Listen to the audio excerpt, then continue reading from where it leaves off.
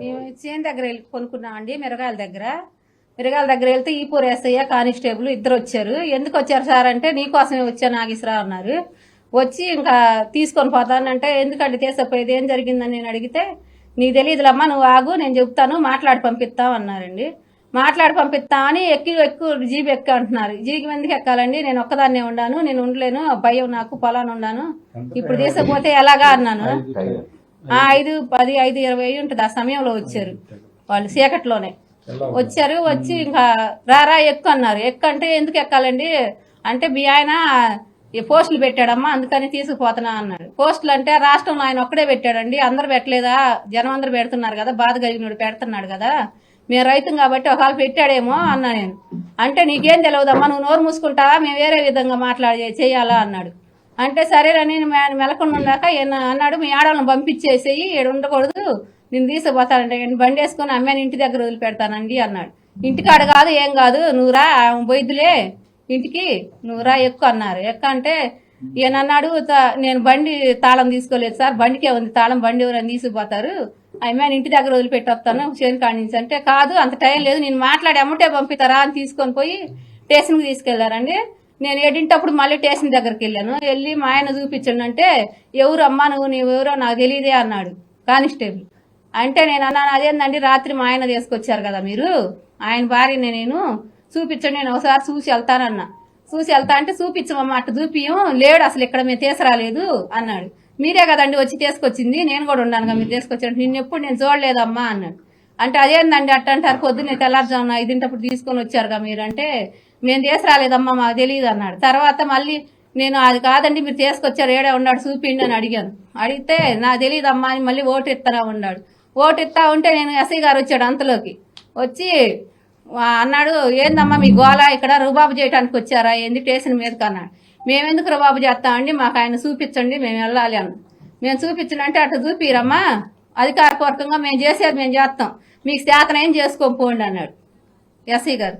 మా చేతనైంది మేము చేసుకుంటామని మేము బయటకు వచ్చేసాం. మళ్ళీ వెళ్ళి ఇంకోసారి అయినా చూపిండి సార్ అని మా వాళ్ళంతా వచ్చి అడిగితే ఏడు అనే చెప్పారు. ఏడు మాకు తెలియదు అంటున్నారు. అందుకని మేము అందరం అక్కడే గుంపుగూడి అందరూ వచ్చారు మా వాళ్ళంతా, మేము అక్కడే ఉండి మాట్లాడుకొని ఇప్పుడు దాకుంటే ఇప్పుడే పంపించారండి బయటికి. ఈ ఊరి పేరు వినుకొండ అని నాకు తెలుసు కానీ అనకొండగా తయారైంది ఇప్పుడే వింటున్నా నేను. ఇది వినుకొండ లేకపోతే అనకొండ?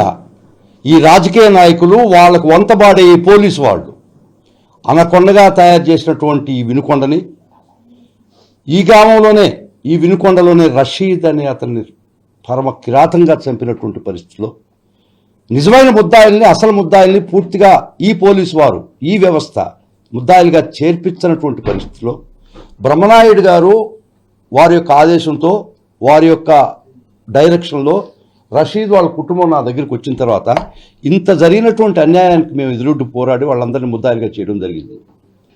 గత 8 నెలలు 9 నెలల కింద అనుకుంటాను ఏనుగులవారి పాళెంలో ఒక స్త్రీని మానభంగం చేసి నీళ్ళల్లో తొక్కేసినటువంటి కేసు ఈ రోజుకు కూడా పురోగతి లేదు. దానిలో ముద్దాయిలు ఎవరని తేల్చినటువంటి పరిస్థితి కూడా ఈ పోలీసు చేయలేనటువంటి పరిస్థితిలో సిగ్గుతో తలవించుకోవాల్సినటువంటి పరిస్థితి. అందుకని అని చెప్తున్నా ఇది వినుకొండ లేకపోతే ఏళ్ల చేతిలో పడి అనకొండ అయిందా. ముఖ్యంగా నిన్న నేను ప్రెస్ మీట్ చెప్తూ చిలకలూరుపేటలో చెప్పడం జరిగింది. నేను ఏమి చెప్పానో అది తెల్లారి జరిగింది. నాగేశ్వరరావు గారిని అరెస్ట్ చేసి తీసుకుపోయి ఇల్లీగల్గా డిటెన్షన్ చేసినటువంటి కేసు ఏందో తెలుసా అండి?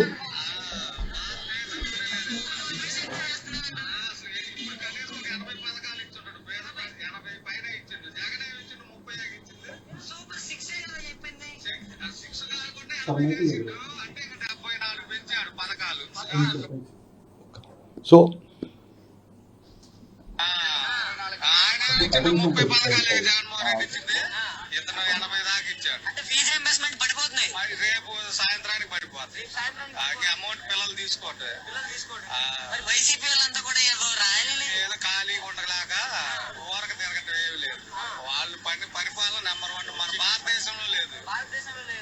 సో ఈ విధమైనటువంటి ఎవరో మీడియా మిత్రులు అడిగిన దానికి జవాబు చెప్పినటువంటి నాగేశ్వరరావు గారిని ఏకోజాన్ 5 గంటలకి రాత్రి తన చేలో తన భార్య తన మిర్చి పంటకాడ కాపలా పడుకో ఉంటే వీళ్ళు ఈపూరు ఎస్ఐ పేరు రమేష్, ఉమామహేశ్వరరావు, వాళ్ళ బృందం వాళ్ళ కానిస్టేబుల్ వచ్చి ఒక టెర్రరిస్ట్ని పట్టకపోయినటువంటి పరిస్థితిలో ఈ రాష్ట్రంలో వాక్ స్వాతంత్రం ఉందా? దీనిలో ఏమన్నా బూతులు ఉన్నాయా? దీనిలో ఏమైనా అబ్సిడిటీ ఉందా? ఒక విధమైనటువంటి ఎవ్వరు కూడా ఈ రాష్ట్రంలో మీరు గాలి కుదిలేసినటువంటి పథకాల గురించి ఎవరు నోరు తెరిచినా క్షణాల్లో మీరు నోరు నొక్కుతున్నారంటే ఇది హిట్లర్ పాలన కన్నా దారుణంగా లేదా, దుర్మార్గంగా లేదని ప్రజల ముందుకి ఖచ్చితంగా ఈ విషయం తీసుకురావాల్సిన అవసరం ఉంది. నిన్న చెప్పినా మరలా చెప్తున్నా, మీరు ఎంత అణగదొక్కడానికి ట్రై చేసినా అంత గట్టిగా ప్రజలు సమూహమై సంఘటితం అవుతారు. ఖచ్చితంగా ఈరోజు ఇది ఇష్యూ జరుగుతుండగానే బ్రహ్మనాయుడు గారికి తెలిసింది. బ్రహ్మనాయుడు గారు జగన్మోహన్ రెడ్డి గారితో ఇమ్మీడియట్గా ఈ విషయం జగన్మోహన్ రెడ్డి గారు చెవులు వేయడం జరిగింది. జగన్మోహన్ రెడ్డి గారు ఇమ్మీడియట్గా మమ్మల్ని కార్యోన్ముఖంగా మమ్మల్ని ఇక్కడికి పంపించడం జరిగింది నాగేశ్వరరావు రక్షణ కోసం. మా ప్రీతమ నాయకుడు జగన్మోహన్ రెడ్డి గారు మాటల మనిషి కాదు, చేతల మనిషి. ప్రతిరోజు చెప్పాడు, ఏ కార్యకర్తకి ఇబ్బంది అయినా, ఏ కార్యకర్తకి నష్టం జరిగినా వైఎస్ఆర్ కాంగ్రెస్ పార్టీ మీ అనుకుంటుంది, మిమ్మల్ని రక్షిస్తుందని చాలా సందర్భాల్లో జగన్మోహన్ రెడ్డి గారు చెప్పినటువంటి విషయం ప్రజలందరికీ తెలుసు. కాబట్టి ఈరోజు చేతల్లో రుజువు చేశాడు జగన్మోహన్ రెడ్డి గారు. ఒక నాగేశ్వరరావు గారికి ఒక క్షణాల్లో అది బ్రహ్మనాయుడు గారికి దండం పెట్టాల్సి వస్తుంది. నిజంగా వారికి ఎప్పుడు విషయం తెలిసిందో క్షణాల్లో ఆయన అందరినీ అలర్ట్ చేసి ఇమ్మీడియట్గా ఫస్ట్ చేసిన వారి పని జగన్మోహన్ రెడ్డి గారికి చెప్పేటట్టు జరిగింది నా కాన్స్టిట్యుయెన్సీలో. జగన్మోహన్ రెడ్డి గారు ఇమ్మీడియట్గా ఈ దీనిలో దిగి మమ్మల్ని అందరినీ ఇక్కడికి పంపించి నాగేశ్వరరావు రక్షణ నుండి ఏ వైఎస్ఆర్ కాంగ్రెస్ పార్టీ కార్యకర్తకి ఇబ్బంది జరిగినా మిమ్మల్ని మీరు పోయి ముందర రక్షించాలని చెప్పి జగన్మోహన్ రెడ్డి గారు పంపించిన ఆదేశంతో మేము ఇక్కడికి వచ్చాం. చాలా సంతోషం. ఇంత గలబా చేసేతలకి ఇంకొకటి కూడా చెప్తానండి. నాగేశ్వరరావు గారు తీసిపోయి ఇల్లీగల్గా స్టేషన్లో పెట్టకుండా పక్క రూమ్లో బంధించినటువంటి పరిస్థితి చెప్పాడు నాగేశ్వరరావు. కానీ ఇంత అన్యాయాన్ని ఎదుర్కోవడానికి ఆ గ్రామ ప్రజలు ఏకతాటి మీద ఒక్కటై మండల నాయకులతో కూడా, వైఎస్ఆర్ కాంగ్రెస్ పార్టీ మండల నాయకులు కూడా ఆ స్టేషన్ చుట్టూ ఇతన్ని ఆ స్టేషన్ నుంచి ఎక్కడికి మారుస్తారో, ఏ చిత్రహింసలో పెడతారని ఒక భయంతో ఆ స్టేషన్ చుట్టూ ముట్టడి ఆ పదం వాడకూడదు, ఖచ్చితంగా స్టేషన్ చుట్టూ తన నాగేశ్వరరావుని రక్షించుకునేదానికి ఆయన్ని చిత్రహింసలో పెట్టనీయకుండా అక్కడ ఇంచుమించుగా వారికి రక్షణ వలయంగా నిలబడేటువంటి వైఎస్ఆర్ కాంగ్రెస్ పార్టీ కార్యకర్తలు మండల లీడర్కి నమస్కారం, 2 చేతులు దండం పెట్టారు. దీనికంతా కారణం కూడా ఇక్కడ ఒక గొప్ప నాయకుడు, వినుకొండక నాయకుడు, అనకొండక నాయకుడు కాదు ఆయన. ఈ వినుకొండను అనకొండగా తయారు చేసి ఈ పోలీసు వ్యవస్థ ద్వారా ఈ నాయకులు పబ్బం గడుపుకుంటున్నారు. ఖచ్చితంగా పోరాడతాం, ఏమీ భయపడే ప్రశ్న లేదు. మా వైఎస్ఆర్ కాంగ్రెస్ పార్టీ కార్యకర్తకి చిన్న చీమ కుట్టినా కూడా మొత్తం పార్టీ బ్రహ్మనాయుడు గారి ఆధ్వర్యంలో మేము నిలబడతాం. ఖచ్చితంగా పోరాడతాం మా కార్యకర్తల తరఫున, మా నాయకుల తరఫున. ఈరోజు రుజువైంది. మీరు అనుకుంటున్నారేమో అధికారం శాశ్వతం కాదు. ఈరోజు ఒక్క నాగేశ్వరరావుని వారి భార్య వాళ్ళ కల్లాంకాడ కాపలా ఉంటే తీసుకపోతే ఎన్ని హృదయాలు, ఎంత మంది ఆయనకి రక్షణగా నిలబడ్డారో చూడండి. అదే చెప్తున్నా, మీరు ఎంత తీవ్రంగా మమ్మల్ని అనగదొక్కాలని చూస్తే అంత తీవ్రంగా ప్రతిఘటిస్తాం, ఖచ్చితంగా పోరాడతాం.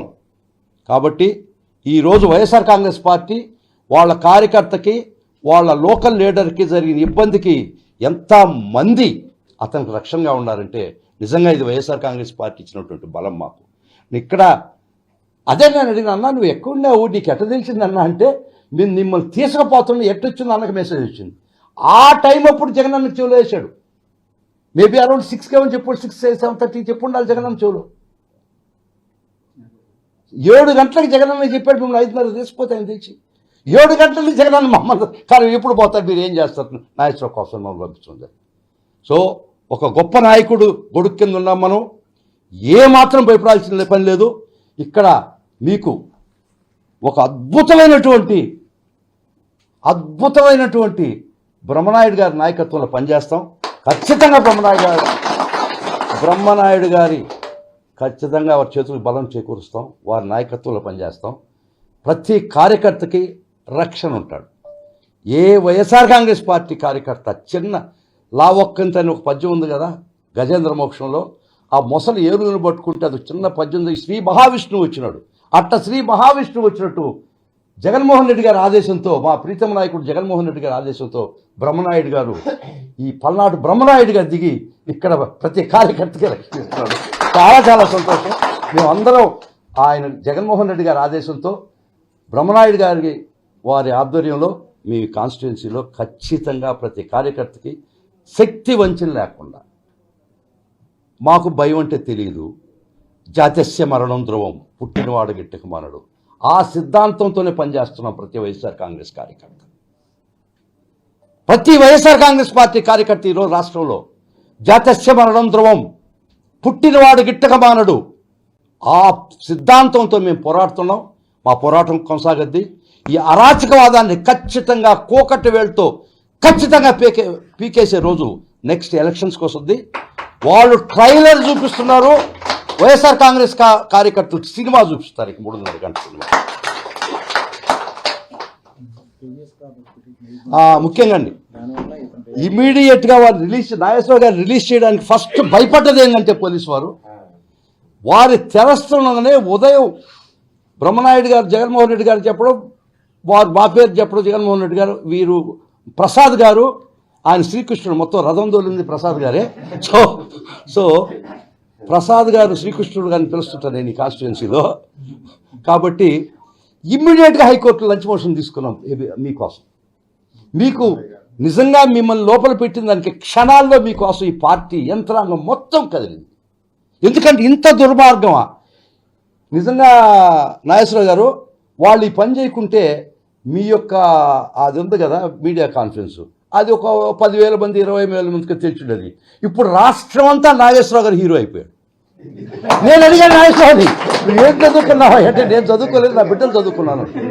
నువ్వు కానీ చదువుకుంటే మేము బోర్డులు తిప్పేసి బస్ స్టాండ్లో బఠానాలు అమ్ముకోవచ్చు, వకీల్ పని కూడా చేయను. నిజంగా చాలా హుందాగా మాట్లాడు, చాలా చాలా మంచి మంచి భాషతో మాట్లాడు. ఇక్కడెక్కడైనా ఉందా బూతులు ఉన్నాయా? సెటైర్ ఉంది. Satire is not an offence. Satire ఉందంతే. నువ్వు పథకాలు ఏదో చెప్తారు, ఏదో సామెత ఉంటే ఇంకేదో చెప్తారు, చెప్పకూడదు సామెత అది. నువ్వు చెప్పిన పథకాలు నువ్వు అమలుపరిస్తే ఈ పరిస్థితి నీకు ఎందుకు వస్తుంది? దీన్ని వదిలేసి నువ్వు ఎవరయ్యా ఏమయ్యా ఇల్లో రామచంద్ర మా బిడ్డకి అవ్వబడేది, నువ్వు చెప్పిన పథకాలే అని అడిగితే ఇది నాకు అర్థం కాలేదు. ఈ పోలీసు వ్యవస్థని మీరు ఎక్కడ ఇంత వాడుకుంటారా? ఇంత దుర్మార్గంగా మిమ్మల్ని ఏ విధమైనటువంటి మిమ్మల్ని ప్రశ్నిస్తే, ఎవరు ప్రశ్నిస్తే, హిట్లర్ కూడా చేయలేదండి ఈ విధంగా జ్యూస్ని యూదుల్ని. ఒక్కసారి rise and fall of first Reich, second Reich, third Reich చదవండి జర్మన్ హిస్టరీలో. హిట్లర్ కూడా గెస్టాపోతే ఈ విధంగా చేయలేదు. వినాశకాలే విపరీత బుద్ధి. వినాశకాలం వచ్చినప్పుడు విపరీత బుద్ధి పడుతుంది. కాబట్టి మీ యొక్క అధికారం ప్రజలకు మేలు చేసేదానికి ఉపయోగించుకోవడానికి ప్రయత్నించాలి. మీ చేత కాదు, మాకు తెలుసు అది. ప్రజల్ని మీరు హింసించేదానికి మీ అధికారం వాడితే ఖచ్చితంగా ప్రజల్లో నుంచి ఒక విధమైనటువంటి తీవ్ర ఉద్రిక్త వస్తుంది. ఆ ఉప్పెన్లో ఎవ్వరు కూడా నిలిచే ప్రశ్న లేదు, కొట్టకపోయేదానికి ఖాయం. మేము వస్తుంటే సార్ ఎస్ఐ గారు అంటున్నాడు, కేసు వాపసు తీసుకోమ్మా, నా పేరు తీసేయమంటున్నాడు కేసులో. నేను అన్నాను, మా ఆయన మీద పెట్టి కేసు కూడా తీసేస్తే నేను కూడా వాపసు తీసుకున్నాను. మంచి పని చెప్పవుతాను, మంచి మాట. నిజంగా చాలా చాలా సంతోషం. ఈరోజు ఒక నాగేశ్వరరావు గారి కోసం, నిజంగా నీ కోసం ఆ రాత్రి అంతా నీ కోసం యూ బికమ్ ఏ హీరో.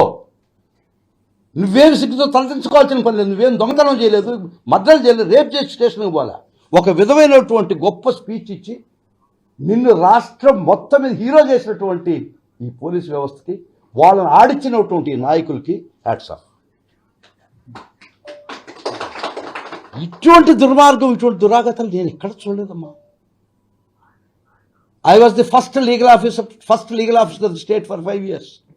ఈ రాష్ట్రంలో నేను మొదట లీగల్ ఆఫీసర్గా పనిచేసినటువంటి నాకు అనుభవం ఉంది. మా ప్రభుత్వంలో ఇటువంటి ఒక్క విషయం కూడా జగన్మోహన్ రెడ్డి గారు నిజంగా ఇటు చేయదలుచుకొని ఉంటే ఈరోజు తెలుగుదేశం నాయకులు గ్రామాల్లో ఉంటారా? ఉంటారా? చెప్పేవాడు జగన్మోహన్ రెడ్డి, వద్దు, పార్టీ చూడవు, కులం చూడవు, మతం చూడవు, జాతి చూడవు, నాకు ఓటు వేసినా వేయకపోయినా వాళ్ళని నా బిడ్డలాలు చూసుకుంటానని జగన్మోహన్ రెడ్డి గారు చెప్పిన మాట 5 సంవత్సరాలు వారి పాలనలో ఖచ్చితంగా అవుతుంది. ఇట్లా చేయలేదే జగన్మోహన్ రెడ్డి గారు. గత ప్రభుత్వం 19 నుంచి 24 దాకా ఈ విధంగా జగన్మోహన్ రెడ్డి గారి ప్రభుత్వం ప్రవర్తించి ఉంటే ఏమై ఉండేది రాష్ట్రం? చాలా మంచి మాట చెప్పవుతాం, నిజంగా చెప్తాం.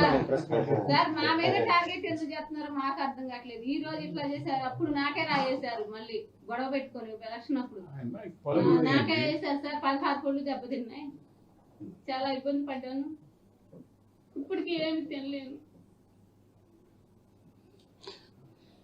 ప్రతి ఇట్లా చేస్తా పోస్తే ప్రతి ఒక్కరు గోస్ట్ అనేది ఉంటుంది. ఈ గోస్ట్కి ఎవరు అతీతులు కారు. ఆ మనసులో పుట్టినటువంటి ఆవేదన ఉంటుంది, దానికి ఏ శక్తి కూడా దానికి ఆపే శక్తి ఉండదు. నేను వేదాంత ధోరణితో కూడా చెప్తుండా, ఇంతమందిని అక్రాస్ ది స్టేట్, రాష్ట్రం మొత్తం మీద మీరు వేధించినోడు ఎవడు? ప్రతిరోజు ప్రతి నియోజకవర్గంలో ప్రతి గ్రామంలో ఆస్తులన్న కబ్జా చేస్తున్నారు, స్త్రీలను చెరబడుతున్నారు, పసుగడాలతో మీరు తోలుకొని పోతున్నారు, గ్రామాల్లోకి రానికుండా తరిమేస్తున్నారు. నేనే ఆ కుటుంబాల తరఫున చేస్తున్నా బాబు. నిన్న వచ్చింది వాదన. పిన్నెలే ఉందండి, ఒక 19 నుంచి 24 దాకా ఉన్న ఒక ఎమ్మెల్యే పెద్దారెడ్డిని తన నియోజకవర్గంలో ఒక ఎంటర్ కానికుండా చేస్తున్నారు. వస్తే చంపేస్తామని చెప్పి ప్రభుత్వం కళ్ళప్పకి చూస్తుందంటే ఎక్కడికి పోతున్నాం మనం? వద్దు, ఈ ఒరవడి మీరు తెర దించండి. ఈ తెర అట్నే ఎత్తిపెట్టుంటే రేపు ఎవరు అధికారంలోకి వచ్చి టెంప్ట్ అవుతుంది ఇదే విధంగా చేస్తామని. వద్దు, వైఎస్ఆర్ కాంగ్రెస్ పార్టీ ఎట్టి పరిస్థితుల్లో అటువంటి సహించదు. రూల్ ఆఫ్ లా పాటించే పార్టీ వైఎస్ఆర్ కాంగ్రెస్ పార్టీ. కాబట్టి మీకు మరలా చెప్తున్నాం, ఒక్క నాగేశ్వరరావు మీరు వేధిస్తే 1000 నాగేశ్వరరావు పుడతారని మీకు మనం చెప్తున్నాం. ఇది ఒక వ్యక్తి కాదు. మీరు ఏదైతే చెప్పి అబద్ధాలు చెప్పి అధికారంలోకి వచ్చారో అవి మీరు పూర్తి చేయకపోతే ఈ రాష్ట్రంలో ప్రతి ఒక్క పౌరుడు నాగేశ్వరరావు అవుతాడు. ఎంతమందిని మీరు జైల్లో పెడతారు? ఎంతమంది మీ పోలీసు వ్యవస్థ మమ్మల్ని హింసిస్తారు చెప్పండి. ప్రతి పౌరుడు నాగేశ్వరరావుగా అవతారం ఎత్తటాలు. ఆ పరిస్థితి తెచ్చుకోవద్దు మీరు. నిజంగా వినుకొండగానే ఉండండి, అనకొండగా తయారు కావడం మనం ఖచ్చితంగా ఒప్పుకోవాలి. ముందుగా మన పొన్నవోలు సుధాకర్ రెడ్డి గారు, ఆయన పెద్ద లీగల్లో అన్ని విధాల అనుభవం ఉన్నటువంటి, నేను లీగల్గా నేను పార్టీ కార్యకర్త, అది ఆ మాటకి సంతోషపడతాను. కానీ నన్ను పార్టీ కార్యకర్తగా నన్ను పిలిచిన రోజు నేను సంతోషపడతా. అదొకటి. పార్టీకి ఆయన ఎన్నో విధాల పూర్తి స్థాయిలో అండగా ఉండి పార్టీకి అండగా నిలబడి ఈరోజు వెంటనే నాగేశ్వరరావు గారు రావడానికి వెంటనే రెట్టేసి మరి ఆయన చేసినటువంటి ఆ పార్టీ ఎప్పుడు కూడా అలాంటి వాళ్ళు ఉన్నారు కాబట్టి వాళ్ళ వైఎస్ఆర్ కాంగ్రెస్ పార్టీ ఈరోజు నిలబడగలిగింది. లేకపోతే నిలబడించే పరిస్థితి లేదు. ప్రతి ఒక్కరిలో విపరీతమైనటువంటి దొమ్మిలు చేయటం, ఎవరి అన్నా ఆస్తులుంటే ఆక్యుపేషన్ చేసుకోవటం, అన్యాయంగా లాగేసుకుంటున్న అటువంటి పరిస్థితి, అటువంటి సంస్కృతి, అవన్నిటినీ అడ్డుకోగలుగుతున్నారంటే పొన్నవోలు సుధాకర్ రెడ్డి గారు ఈ రాష్ట్రంలో ఇవాళ ఎందరినో అలా కాపాడటం జరుగుతూ ఉంది. ఆయనకు నిజంగా హ్యాండ్స్ అప్. అలాంటి మంచి ఒక మన పార్టీ అధిష్టానం జగన్మోహన్ రెడ్డి గారు కూడా ఏదున్నా అన్నన్నాడు సుధాకర్ రెడ్డి అన్న న్యాయం తరపున ఏదైనా కూడా పూర్తి స్థాయిలో పార్టీ తరపున మాట్లాడతాడని చెప్పడం జరిగింది. అంటే ఇవాళ నాగేశ్వరరావు వాస్తవంగా చెప్పాలంటే అండి, నాగేశ్వరరావు విషయం ఒకటైతే వినుకొండ అన్న సుధాకర్ రెడ్డి అన్న చెప్పినట్టు రషీదుని ఎంత అమానుషంగా చంపారండి. అది ఒకటి. రెండోది మీడియా వారి అందరికి కూడా చెప్తున్నాను, మీ అందరికీ తెలుసు మా రూరల్ మండలం ఏనుగుపాలెంలో 10 నెలల క్రితం ఒక అమ్మాయిని ఆమెకి 2 బిడ్డలు ఉన్నారు, చిన్న నేదర బిడ్డలు. 2 బిడ్డలు ఉంటే ఆ బిడ్డలు మరి ఇవాళ ఏకాకులు అయిపోయారు. ఎందుకంటే ఆ అమ్మాయి బర్రెలకు పోయి వస్తూ ఉంటే అత్యాచారం చేసి మానుషంగా అత్యాచారం చేసి అదేవిధంగా ఆ అమ్మాయిని ఆ పక్కలో ఉన్న బురద కొండలో తొక్కి చంపినటువంటి పరిస్థితిని ఈ రోజుకు కూడా నేను జీవీఎస్ ఆంజనేయులు గారికి అడుగుతూ ఉన్నాను. ఆంజనేయులు గారు, మీరు శాసనసభ్యులు అయ్యారు, చాలా సంతోషం. నువ్వు ఇంకా సంతోషించాల్సిన విషయం ఏంటంటే వినుకొండకి నువ్వు ఒక క్యాబినెట్ హోదా తెచ్చుకున్నావు అన్నాడు. చాలా సంతోషం. సీపు ఇప్పు అన్నావు, సీపు ఇప్పు మాకు తెలియదు, అది అంత దూరం నువ్వే చెప్పిగా ఏలుముద్రని సీపు కానీ ఇప్పటం కానీ ఏదైనా కానీ నువ్వే చేశావు. అంత క్యాబినెట్ హోదాలో ఉన్న నువ్వు ఆ ఏనుగుపాలెం విషయాన్ని 10 నెలల నాడు ఆ నేదర బిడ్డలకి న్యాయం జరిగే పరిస్థితి నువ్వు చూసావా అని అడుగుతూ ఉన్నాను. ఇంతవరకు ఆ కేసుని ఏం చేశారని అడుగుతున్నాను. ఇక్కడ ఉన్న మీడియా సోదరులను కూడా అడుగుతున్నాను, దాని మీద ఏమని చెప్తారని అడుగుతున్నాను. అది అట్లా ఉంటే నాగేశ్వరరావు ఆయన ఏమో రౌడీ కాదే, ఆయన రైతు. ఆయన మీద ఏమన్నా కేసులు ఉన్నాయా? పొలంలో మిరపకాయల కలంలో అక్కడ భార్యాభర్తలు 2 కాపలా పనుకుంటే ఏదో రౌడీ షీటర్ను తీసుకుపోయినట్టుగా, రౌడీలను తీసుకెళ్ళినట్టుగా ఆయన్ని అక్కడ ఉన్న ఫలంగా కారు ఎక్కించుకొని తీసుకుపోయిన పోలీస్ డిపార్ట్మెంటు ఏం వేషాలు వేసారే, అమ్మాయిని తీసుకురాలేదంటారు, ఆ అమ్మాయిని నువ్వేంటంటారు, ఆ అమ్మాయిని చీకట్లో అక్కడ వదిలిపెట్టి అతన్ని బండి ఎక్కించుకొని వెళ్ళారు. ఏంటండి ఈ దోపిడీ? ఇవన్నీ వదిలేసి ఈ విధంగా రైతుని, ఆయన కొడుకులు 2 డాక్టర్లు చదువుతున్నారు, వ్యవసాయం చేసుకునే రైతు, పొలంలో మిర్చి కడుపుకున్నాడు. దీని సంగతి ఏంటండి? ఇదేంటండి ఆంజనేయులు గారు? ఇంకొకటి, ఇది నిజంగా నాగేశ్వరరావు ఎక్కడైనా ఒక్క తప్పు మాట్లాడా? ఇప్పుడు సార్ చెప్పాడు, సుధాకర్ రెడ్డి గారు చెప్పారు, చూపించాడు, ఎక్కడైనా ఒక తప్పు మాట్లాడాలి. మీరు ఇస్తామన్నవన్నీ ఇస్తానారా అని ఎవరో మైకు మీడియా ఆయన పెడితే ఆయన వస్తుంటే ఏమయ్యా అన్ని బాగానే ఇస్తున్నారులే, ఏది ఇవ్వలేదు అన్నట్టుగా ఆయన మాట్లాడాడు. అంతేగాని ఎవరినన్నా అన్పార్లమెంట్ లాంగ్వేజ్ వాడా? ఎందుకు రాత్రికి రాత్రి అలా చేశారు? ప్రశ్నించే గొంతు ఉండకూడదా? ప్రశ్నించడానికి మేము ఎవరివి నోరు తెరవకూడదా? ఇది ఒక్కసారి ఆలోచించాలి. ఇది మంచి కాదు. ఇవాళ మా ఊర్లో ఎలమారిపారు, నిన్న అక్కడ కొట్టారు వాళ్ళని కొట్టి వాళ్ళ మీదనే కేసు పెడితే వాళ్ళు పరాలైతే మళ్ళీ వాళ్ళ ఇంట్లో భార్యని, ఆ అమ్మాయి ఇందాక గవర్నమెంట్ హాస్పిటల్లో ఉంటే పోయి వచ్చాం, ఆయన భార్యను కొట్టారు, లాక్కొచ్చి 15 మంది మగోళ్ళు, ఆడ మనిషిని.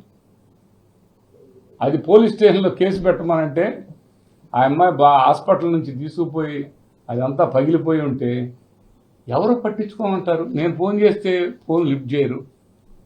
ఇది కరెక్టా? ఏంటండి పాలన?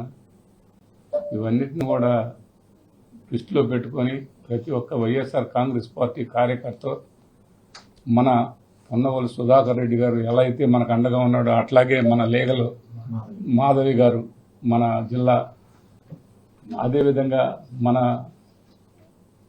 మన ఎంఎన్ ప్రసాద్ గారు, ఆయన ఇవాళ మనకి చాలా అన్ని విధాల చూస్తూ అధికార ప్రతినిధిగా ఆయనకు అవకాశం ఇవ్వడం జరిగింది. ఇవన్నీ కూడా దృష్టిలో పెట్టుకొని మేమందరం మీకు అందరం రెడీ. ప్రిపేర్ అయ్యే ఉన్నాం, నోరు తెరుస్తాం, చేస్తే చేయండి. మీరు అరెస్టులు చేస్తే భయపడతాం అనుకుంటే తప్పు, భయపడం. మీరేం కావాలంటే అది చేసుకోండి. వాస్తవాల్ని మాట్లాడాల్సిందే, వాస్తవాలు ప్రజలకు తెలియాల్సిందే. వాస్తవాలు మాట్లాడితే మీరు అరెస్ట్ చేస్తామంటే వాస్తవాలు అవాస్తవాలు కావు. వాస్తవాల్ని, ఈ జరుగుతున్న విధానాల్ని ప్రజలకు తెలియపరుస్తామని ఈ సందర్భంగా తెలియపరుచుకుంటూ మరొకసారి చెప్తున్నాను. ఇందాక సార్ చెప్పారు, మన వినుకొండకి గతంలో ఇలాంటి సంస్కృతి కానీ సాంప్రదాయం కానీ లేదు. ఇక్కడ ఒక పని చేయకపోగా ఇలాంటి పని మట్టికి రోజు చేస్తున్నారండి. రోజు ఒక ఊర్లో గొడవ కొట్టడం, ఇబ్బందులు పెట్టడం, తెల్లారేసరికి ఇవే వినాల్సి వస్తుంది. ఈ పాలన పక్కన పెట్టారు, పూర్తి స్థాయిలో దొమ్మిలు మరి ఇవన్నీ ఎక్కువ చేశారు. ఇవన్నీ కూడా ఒకసారి ఆలోచించండి. ఎక్కడ కూడా భయపడతాం అనుకుంటే భయపడే ప్రశ్నే లేదు. ఎప్పుడైనా ఉందే, ఏదో మీ ఇష్టం, మేము రెడీ ఉన్నాం, మీ ఇష్టం చేయండి. ఏదో చెప్తున్నారు ఒక్కడే వస్తాను, ఏం చేస్తారు? మాకున్నవి బోనసే, ఏం ఇబ్బంది లేదు, మేము రెడీగా ఉన్నాం, ఎక్కడా భయపడే పని లేదని ఈ సందర్భంగా తెలియపరుచుకుంటూ వినుకొండ కోసం, వినుకొండ వైఎస్ఆర్ కాంగ్రెస్ పార్టీ, వినుకొండ ప్రజల కోసం నా శాయశక్తుల పోరాటం చేస్తానని ఈ సందర్భంగా తెలియపరుచుకుంటూ జై జగన్, జై బ్రహ్మనాయుడు.